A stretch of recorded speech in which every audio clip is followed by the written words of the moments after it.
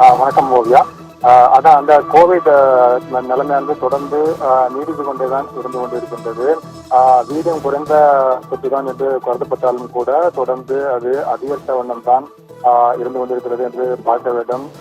தற்போதைய நிலவரப்படி, அதாவது இன்று காலை 8 மணி நிலவரப்படி நாடு முழுவதிலும் 7400 பேருக்கு கொரோனா தொற்று இருப்பதாக மத்திய அரசு வெளியிட்டிருக்கக்கூடிய புள்ளி விவரங்களில் தகவலானது தெரிவிக்கப்பட்டிருக்கின்றது.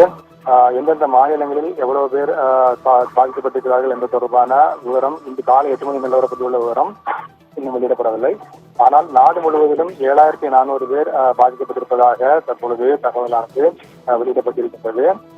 நேற்று காலை 8 மணி நிலவரப்படி சற்று குறைவாக இருந்தது. அதாவது 7154 7131 நேற்று காலை 8 மணி நிலவரப்படி கொரோனா தொற்று குறைந்திருந்ததன் மூலம் கொஞ்சம் குறைய தொடங்கியிருந்தது.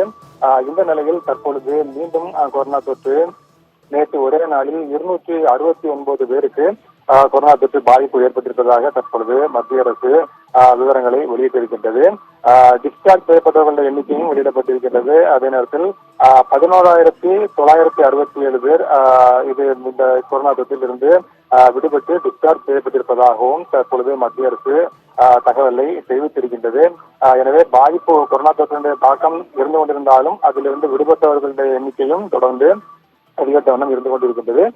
எனவேதான் தற்காப்பு நடவடிக்கைகளையும் தொடர்ந்து அவர்கள் கூட்டமான இடங்களில் செல்லும் பொழுது முகக்கவசம் அணிந்து செல்வது உள்ளிட்ட அதன் வழிமுறைகளை தொடர்ந்து பின்பற்றுமாறு தொடர்ந்து மக்களுக்கு வலியுறுத்தப்பட்டுக் கொண்டிருக்கின்றது. ஜனவரி 1ஆம் தேதியிலிருந்து இந்த ஆண்டு ஜனவரி 1ஆம் தேதியிலிருந்து இதுவரையில் நேற்று காலை 8 மணி நிலவரப்படி 78 பேர் நாடு முழுவதும் கொரோனா தொற்றுக்கு உயிரிழந்திருப்பதாக தகவலானது வெளியிடப்பட்டிருக்கின்றது. எனவே இந்த கொரோனா தொற்றின் தாக்கம் தொடர்ந்து சமீப காலமாக தொடர்ந்து அதிகரித்து இருந்து கொண்டிருப்பதன் காரணமாக மக்களிடையே கண்டிப்பாக ஒரு விதமான அச்ச உணர்வு தொடர்ந்து நீடித்துக் கொண்டுதான் இருக்கின்றது. நான் பார்த்தது போல கேரளாவை பொறுத்தவரையில் தொடர்ந்து அதிகமாகவே இருந்து கொண்டிருக்கின்றது. தற்பொழுது நேற்று காலை 8 மணி நிலவரப்படி அவர்களுக்கு 2055 பேர் அங்கு பாதிக்கப்பட்டிருக்கிறார்கள் கொரோனா தொற்று காரணமாக.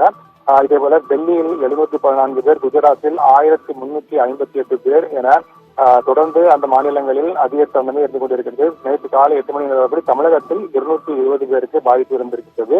இதுபோன்று தற்பொழுது தொடர்ந்து கொரோனா தொற்றானது நாடு முழுவதிலும் அதிகரித்துக் கொண்டே வருவது இன்னும் எவ்வளவு நாளுக்கு இது நீடிக்கும் என்பது தொடர்பாக மக்களிடையே ஒரு குழப்பத்தையும் அச்சத்தையுமே ஏற்படுத்தி இருக்கின்றது. இந்த வேகமெடுத்துக் கொண்டிருக்கிற கொரோனா தொடர்ந்து வேகம் குறைந்து முழுவதுமாக நீங்க வேண்டும் என்பது மக்களுடைய எதிர்பார்ப்பாக இருந்து கொண்டிருக்கிற சூழ்நிலையில் தற்பொழுது நாடு முழுவதும் 7400 இன்று காலை 8 மணி நிலவரப்படி 7400 பேருக்கு கொரோனா தொற்று பாதித்திருப்பதாக மத்திய அரசு தெரிவித்திருக்கின்றது.